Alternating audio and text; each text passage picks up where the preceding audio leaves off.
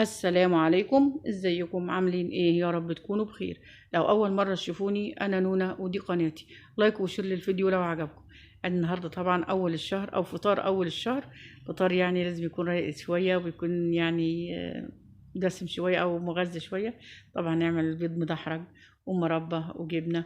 معاهم طبعا بطاطس. هنسمي الله وهنصلي على رسول عليه الصلاه والسلام. معنا كده كميه من البيض البلدي. طبعا ايه، هنحط كده الكمية اللي احنا عايزينها واللي انت طبعا هتقدري عليها.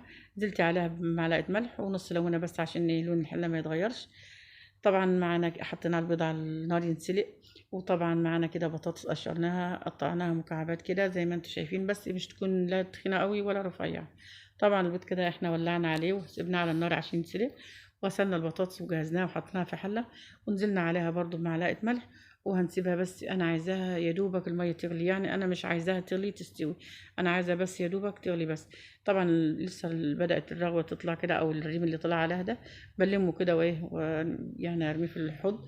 وبعد كده بطفي عنه وخلاص كده.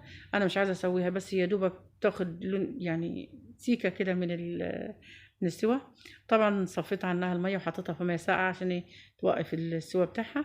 طبعا طاسة على النار كده ونزلنا بكمية من الزيت وهنزل طبعا بالبطاطس. هنحطها على أول جهة كده لحد ما تاخد لون لونها يتغير. وبعد كده هنقلبها على الجهة التانية وبرضه تاخد لون معانا.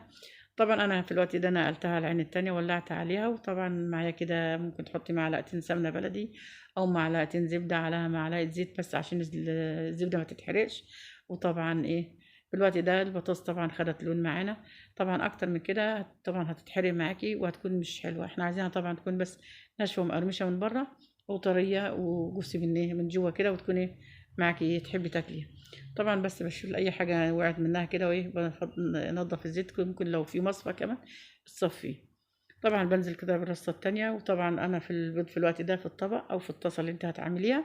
وتحطها على نار هادية كده وتسيبيه لما يتحمر. تاخد اول جهة طبعا. بعد كده هتقلبيه على الجهة التانية لحد ما يتحمر معاكي.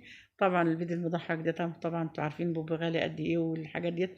خصوصا لما بيكون ايه بيض بلدي.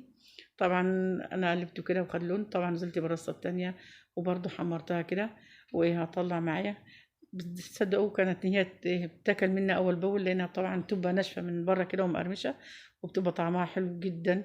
يعني طريقه يعني احسن من البطاطس اللي انت بتقليها على طول كده. فما بتبقاش يعني قد كده. دي احلى كتير لما بتديها نص سلقه كده وتقليها في زيت بتبقى احلى واطعم منها. طبعا طلعت كده الكميه واللي ترش عليها البهارات اللي انت عايزاها. بطاطس بهارات بطاطس. ترش عليها كمون فلفل اسمر ملح حسب رغبتك واللي انت طبعا بتحبيه وتفضليه والاولاد بيحبوه طبعا.